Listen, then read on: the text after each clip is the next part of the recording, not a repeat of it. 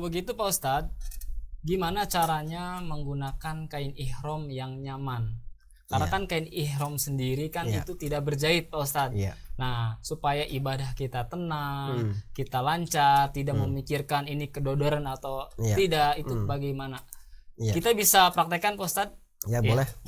Siap, kami akan praktekkan untuk penggunaan kain ihramnya Bapak Ibu. Iya.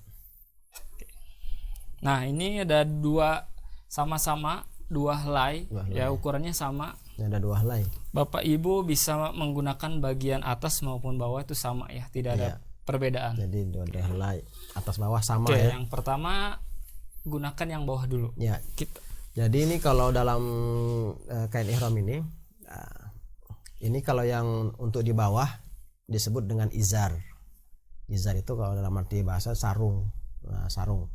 Jadi karena namanya sarung ya, cara pemakainya lebih kurang ya hampir mirip-mirip kayak kita mengenakan sarung. Cuma bedanya kan kalau sarung itu ininya sudah nyatu ya nyatu dia. Nah, tapi kan kalau kain ihram ini tidak boleh berjahit. Nah, cuma bagaimana caranya ini biar bisa seperti sarung, artinya bisa menutup lah auratnya. Gimana coba Mas? Ya. Sebenarnya ada banyak ya, ada beberapa teknis cara pengenaan kain ihram. Tapi sementara ketentuannya sendiri tuh tidak ada yang mewajibkan. Ya, harus seperti enggak. Yang penting intinya adalah apa? Kain ihram ini bisa menutup, nah, sebagaimana fungsinya namanya sarung, izar, berarti menutup ya ada bagian bawah ini. Mulai dari pusar sampai dengan lutut ya, laki-laki ya. Nah, jadi kalau seperti ini sudah baik ya. Artinya ini kalau pusar di sini maka agak naikkan sedikit dari pusarnya itu harus bisa ketutup gitu. Nah, ini untuk bagian bawahnya. Dan ini Ustaz juga perlu diperhatikan ya, karena ini kita tidak menggunakan daleman ya Pak Ustaz ya. Jadi hanya kain aja. Jadi perhatikan ketika bapak-bapak ketika berjalan jangan sampai auratnya terlihat ya. Ini salah satu nih. Salah satunya ya, ini salah satu cara pemakaian kain ihram yang simple, kemudian insya Allah aurat kita juga akan terjaga. Gitu. Karena kalau sembarangan juga repot ya, karena emang ya cara pakaian ihram itu ya hanya 2 ini aja. Jadi nggak namanya underwear atau upwear atau yang wear-wearnya itu udah nggak ada ya. Jadi hanya 2 helai ini saja.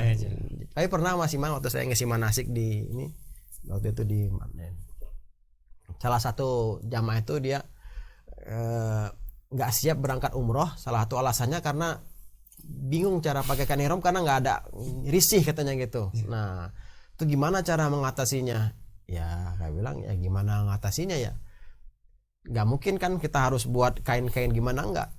Tapi kembali lagi kita sadari bahwa inilah kain kita gitu. Emang nanti kita ketika kembali menghadapnya itu mau pakai pakaian apa? Mau dilengkapin gitu, pakai celana dalam, terus pakai ini, pakai enggak.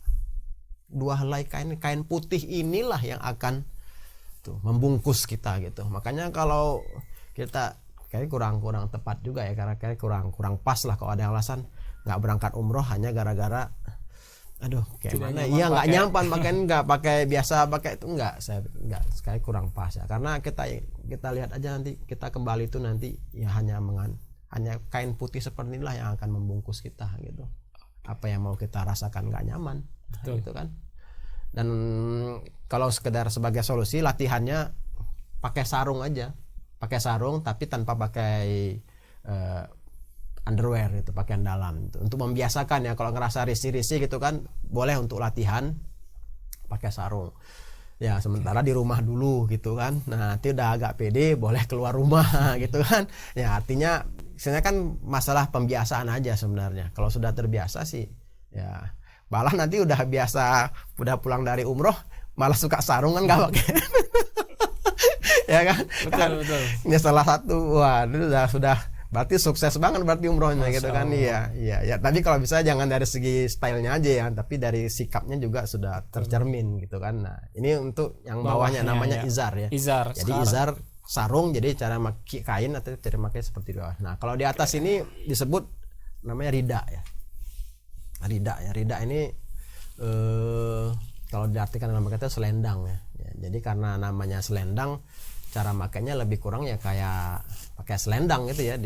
Nah, Ini salah satu tekniknya ya, biar dia enggak itu, ini bagian yang sininya dikancingkan dimasukkan ke dalam lipatan yang di sini. Biasanya kalau laki-laki dibantu dengan belt juga gasper ya. Dengan belt dan gasper dengan sabuk. Nah, ini cara mengenakan pakaian ihramnya Bapak Ibu ya. Nah, tapi kan ada yang bertanya, terus kalau ada yang kebuka itu gimana itu? Pak, itu kan itu yang kebuka itu hanya pada saat tawaf saja, hanya pada saat tawaf. Ya. Adapun di luar tawaf, ini kalau posisi seperti ini posisi tawaf.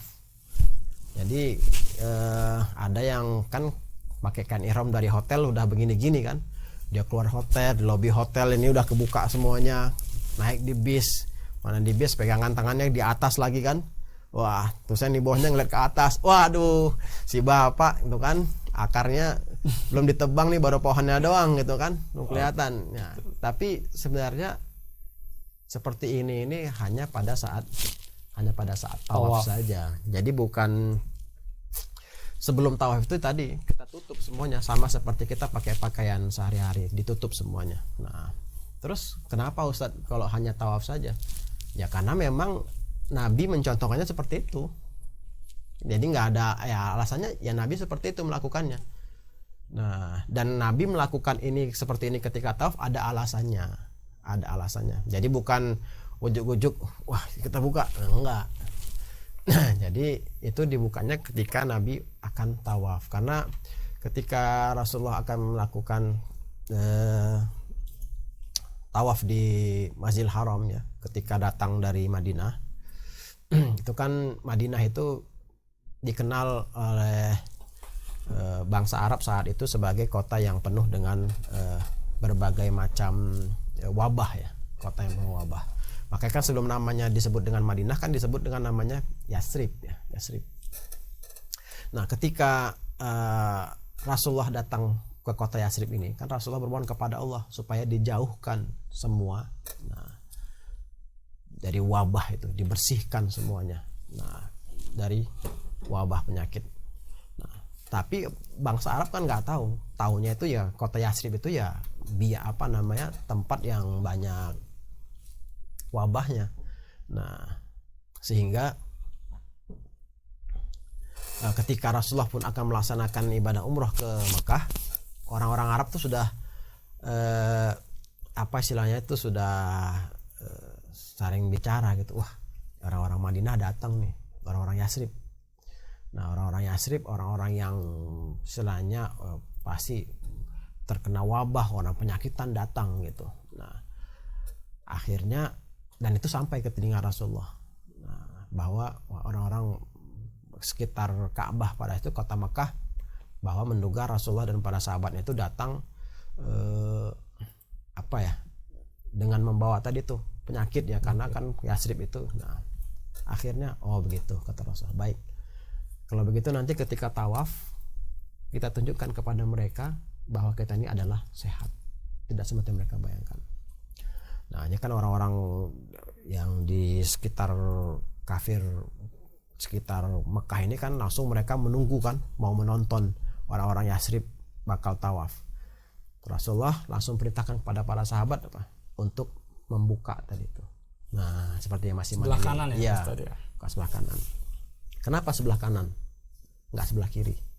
Karena kalau sebelah kiri ini kan Ka'bah di sini. Iya. Kalau dibuka di sini siapa yang mau ngelihat? Karena ini nempel ke Ka'bah. Dibuka sebelah kanan supaya orang sono.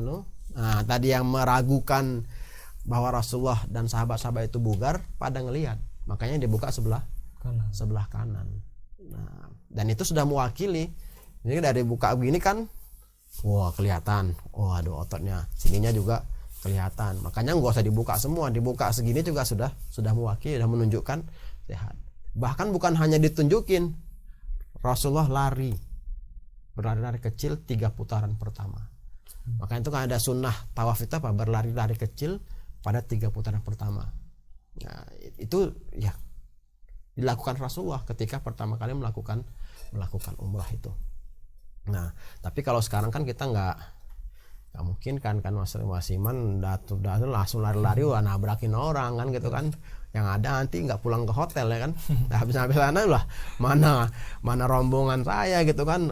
Saya habis kenapa? Saya habis tadi terlalu bersemangat. Wah, saya mau nunjukin sama siapa orang nggak ada kan.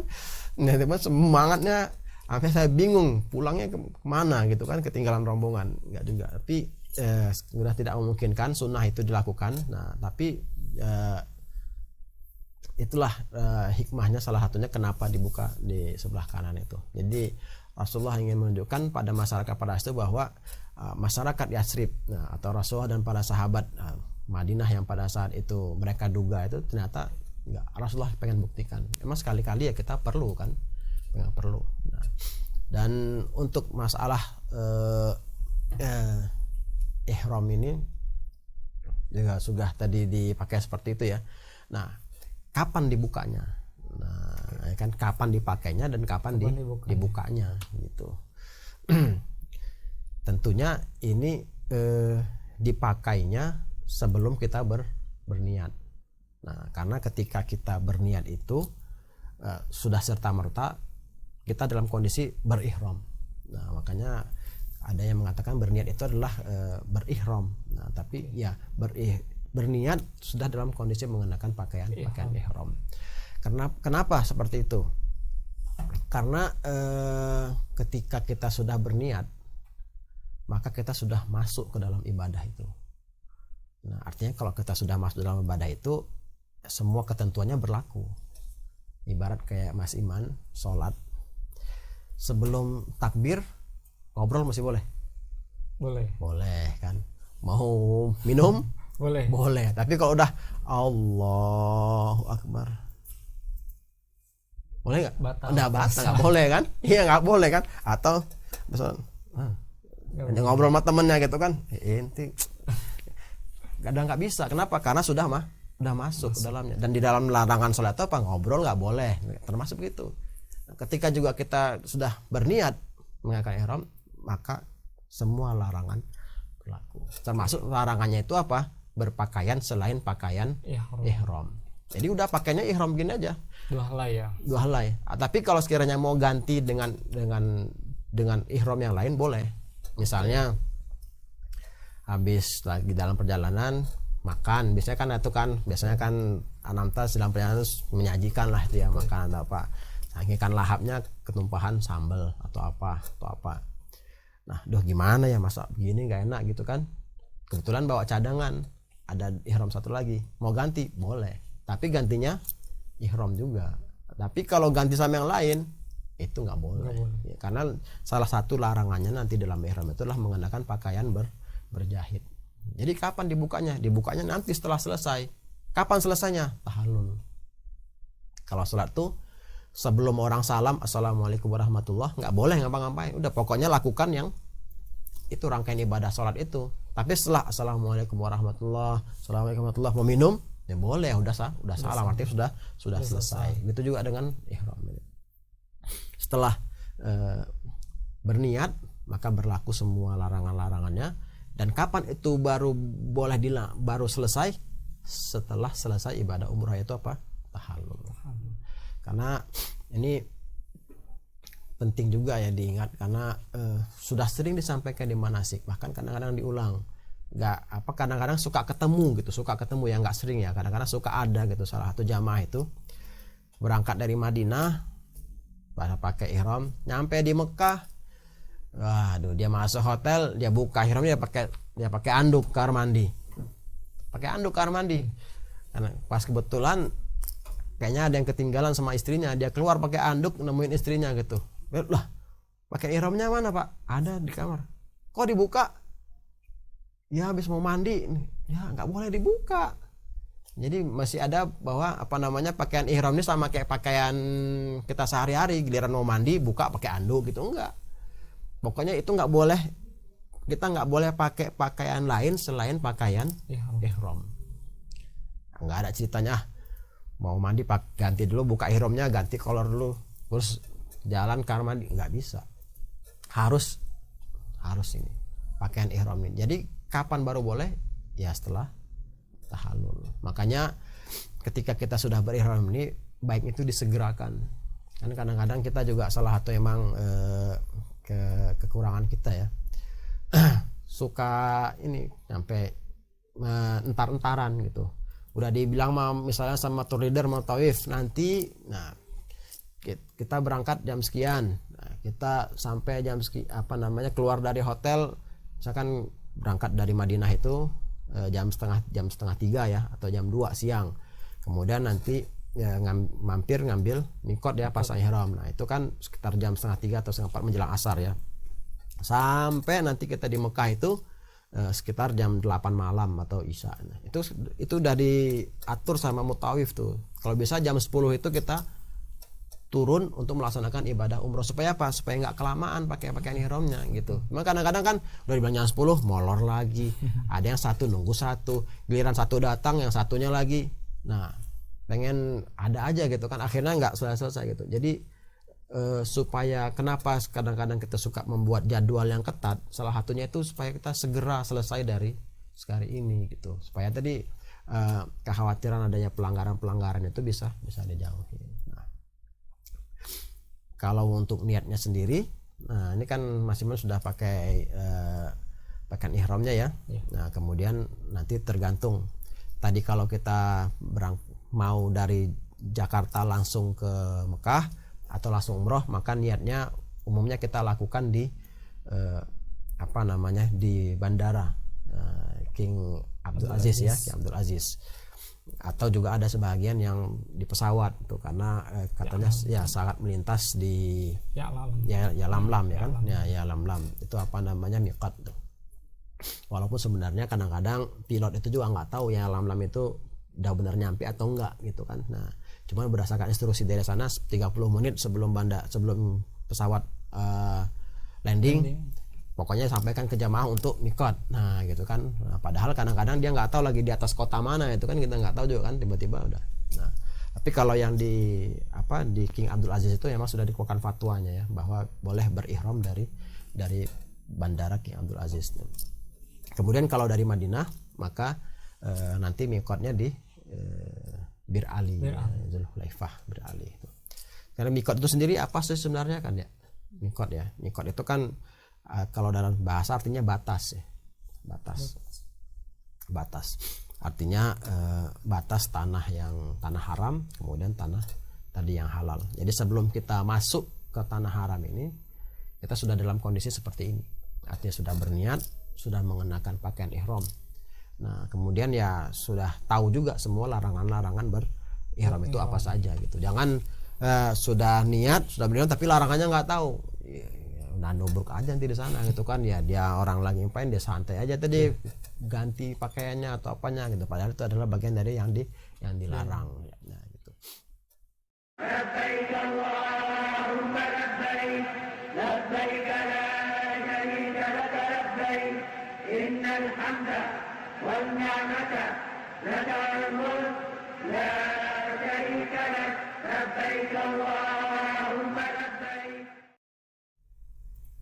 Ya baik Pak Ustadz, tadi kita sudah membahas mengenai sunnah-sunnah sebelum berihram, terus juga sudah tata cara menggunakan ihram. Nah setelah menggunakan ihram ini, setelah ini apa lagi Pak Ustadz rangkaian ibadah?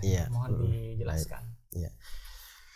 Bismillahirrahmanirrahim. Yang ingin saya tambahkan ya sedikit, kenapa pakaian putih, karena Rasulullah SAW menyampaikan ilbasu min siyabikumul bayad. Nah, kata Rasulullah, kenakanlah pakaian yang berwarna putih ya. Fa innaha min khairi siyabikum, karena Rasulullah sampaikan sesungguhnya pakaian putih itu adalah yang terbaik. Nah, yang terbaik bagi kalian. Bahkan bukan hanya itu, wa kaffinu fiha mautakum. Nah, dan kafankanlah orang-orang yang wafat di antara kalian dengan pakaian tersebut. Nah, ini maksudnya tersebut ini kadang ada maksudnya ya warna putih juga gitu. Tapi ada juga yang memaknai kadang-kadang yang memandikan jenazah itu ya, ada nggak pakaian ihramnya gitu. Nah, karena berdasarkan ini kenakanlah dan pakaikanlah. Jadi yang dia tangkap itu bahwa pakaian ihram itu kalau ada memang kebetulan warna pakaian ihram juga warna putih ya. Jadi saya kemarin tuh akhirnya Dicari deh tuh pakaian ihram yang bekas dulu berangkat umroh kan, nah dipakaikan oleh kepada si jenazah itu. Nah, di samping dia sudah mengenakan pakaian sudah mengenakan kafan, dibalut lagi dengan pakaian ihramnya ya. Tapi intinya adalah kenapa ini putih, karena Rasulullah sampaikan ya ini adalah pakaian yang warna yang terbaik lah, pakaian warna terbaik. Nah kemudian setelah itu apa yang kita lakukan ya setelah tadi berihram, kemudian kita menuju tadi miqat ya. Miqat itu batas tadi ya. Nah, batas karena nggak bisa kita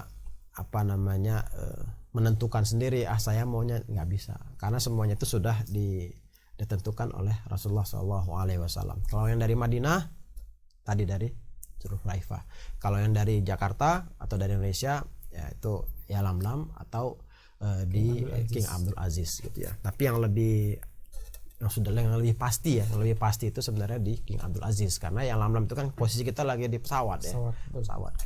Mana kita pilotnya kadang-kadang nggak tahu lagi di atas mana gitu kan, apalagi kita kan ya, penumpangnya gitu.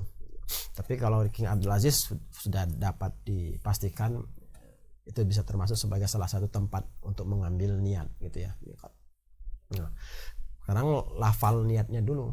Nah itu ya, lafal niatnya ya. Tapi kalau biasanya kalau kita yang berumrah itu ini juga kadang-kadang waduh saya ngafalin niat umroh, hafal bagian depannya, tengahnya lupa, hafal, baik lagi depannya lupa, gitu-gitu kan. Tenang, relax. Gak usah terlalu tegang. Iya, santai. Iya. Nanti itu di sana ada mutawif. Nah, ya ada mutawif. Jadi pokoknya mudah pokoknya. Inna ma'al usri yusra. Pasti ada, apalagi kita memang niatnya ingin memenuhi panggilan Allah, akan dimudahkan. Dan kita sebagai dan travel Anamta ini tentu berkomitmen ya memudahkan. Kita kan memudahkan, kan amanah ya, namanya orang mendaftar itu amanah yang harus kita tunaikan. Bagaimana nih orang supaya umrohnya itu sesuai dengan yang ditentukan oleh syariat dan agama. Nah salah satunya tadi kita fasilitasi dengan mutawif itu. Nanti mutawif yang bimbing. Nah, kemudian sebelum melafalkan niat ya, tadi kan kita sudah berihram ya, Salah satu rangkaiannya lagi sebelum kita melafalkan niat itu apa? Salat sunnah ihram ya, salat sunnah ihram. Jadi salat sunnah ihram ini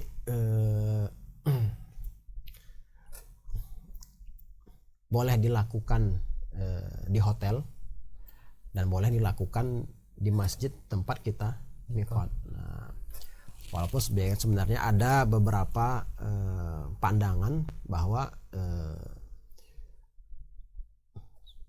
mereka tidak mendukung pandangan tentang sholat sunnah ihram ini gitu. Tetapi mereka mengatakan memakai ihram ini setelah melaksanakan sholat fardu. Nah gitu. Jadi sholat sunnah ihram ini adalah sholat sunnah setelah kita mengenakan pakaian ihram. Jadi boleh dilakukan di hotel, boleh dilakukan di masjid.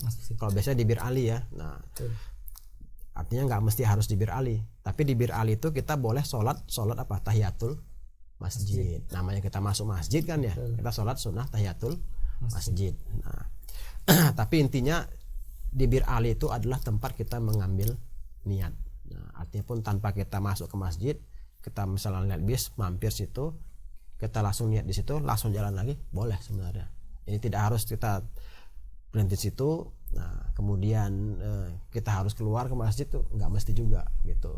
Karena sholat sunnah ihram itu bisa dilakukan di situ, bisa dilakukan di hotel ya, gitu. Karena nggak ada ketentuan harus melakukan sholat sunnah ihram itu di masjid tempat kita. Nah, tapi memang setelah kita mengenakan ihram sholat sunnah, nah, karena kita mengenakannya di hotel ya. Nah, maka kita bisa sholat sunnahnya di hotel, bisa melaksanakannya. Ataupun mungkin di Masjid Nabawi, karena biasanya kita memakainya sebelum kita sholat zuhur. Sholat zuhur nanti di Masjid Nabawi kan. Nah, setelah kita sholat zuhur, kita melaksanakan sholat sunnah ihram. Bisa saja. Nah, baru setelah itu nanti niat. Tadi itu masih rangkaian sunnah-sunnah ya. Tadi membersihkan badan, kemudian memotong kuku, merapikan, kemudian sholat sunnah. Itu bagian dari sunnah. Artinya kalau kita lakukan akan menambah plus daripada ibadah kita gitu ya. Nah, baru kita masuk ke inti ibadahnya itu. Salah satu yang pertama adalah niat.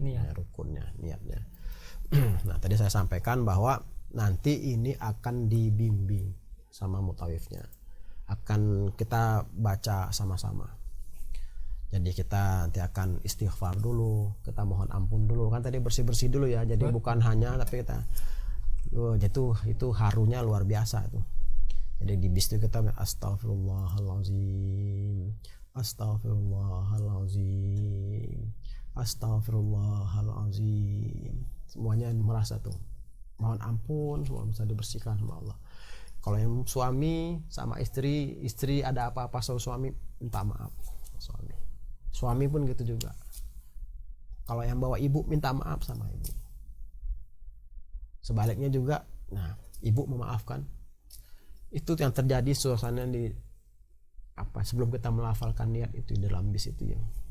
Baru setelah itu semuanya, setelah kita saling memaafkan semua udah masa yang ngerasa insya Allah semuanya, barulah kita melafalkan itu niatnya apa?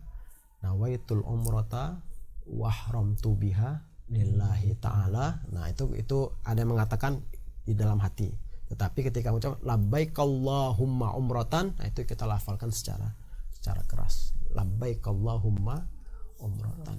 Nah, aku penuhi panggilanmu ya Allah melaksanakan ibadah umroh. Kalau tadi nawaitul umrata, sengaja aku niat umroh, wahramtu biha, dan aku mengenakan ihram dengannya karena Allah Ta'ala.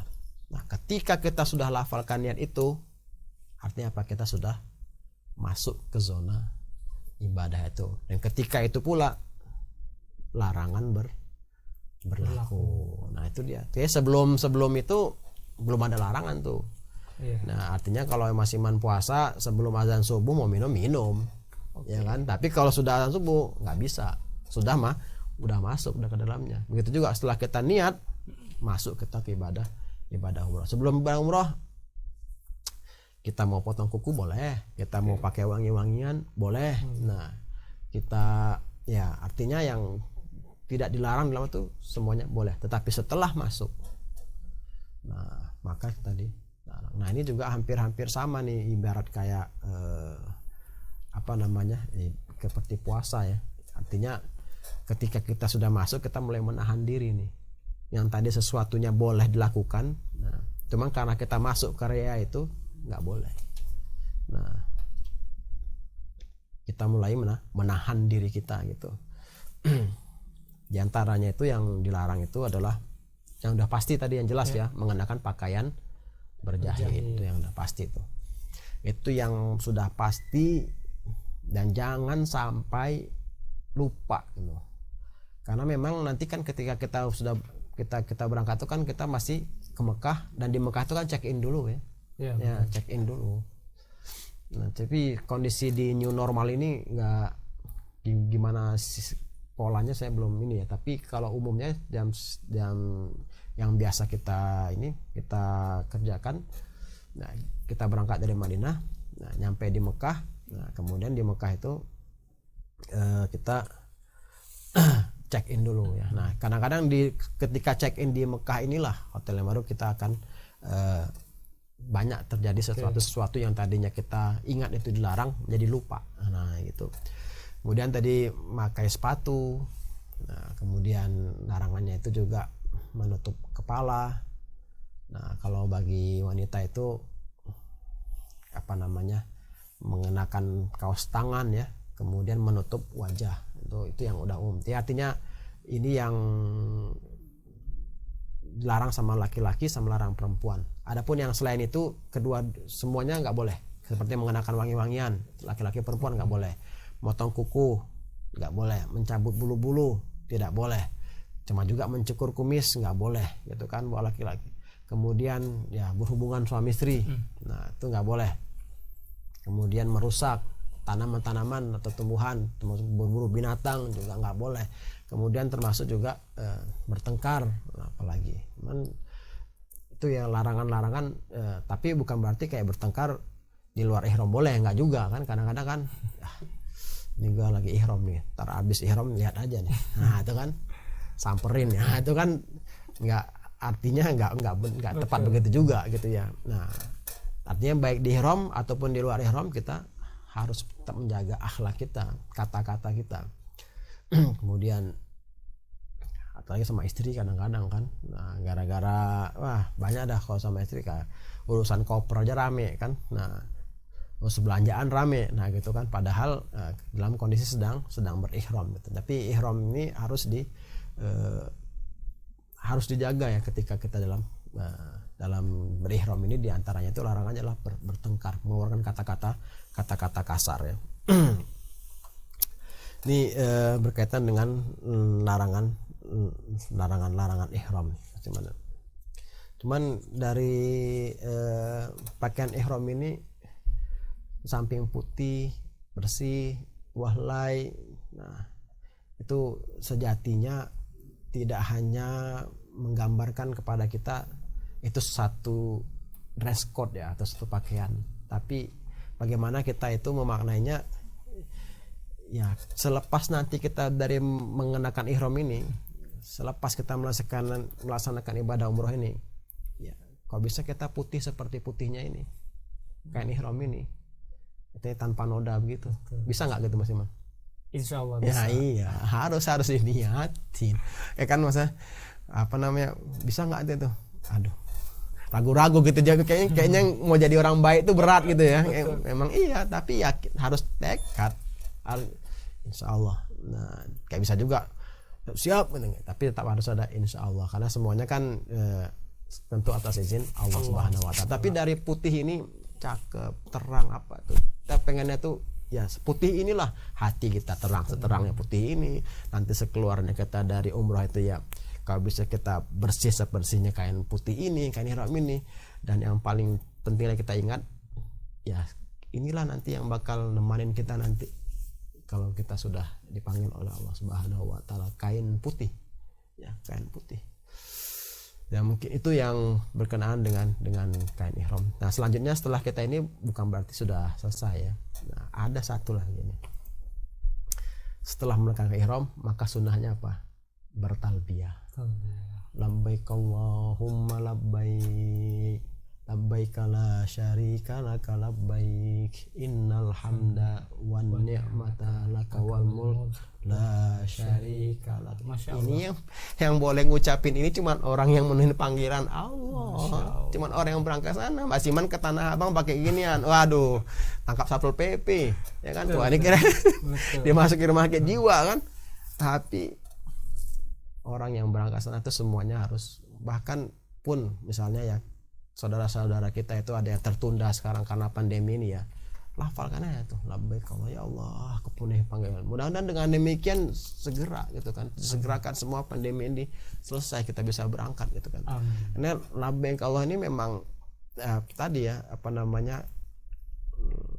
ucapan ya, lantunan orang yang tadi melaksanakan ibadah haji dan ibadah labbaik Allahumma labbaik, Allah aku penuhi panggilanmu ya.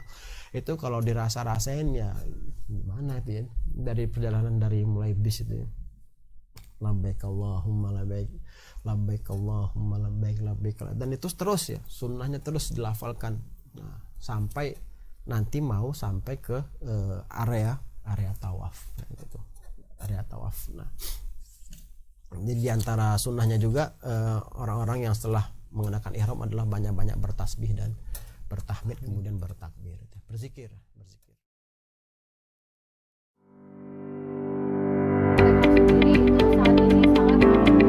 Yang saya hormati kepada Bapak Ibu Kepala Cabang PT Anura Media Robbal Alamin.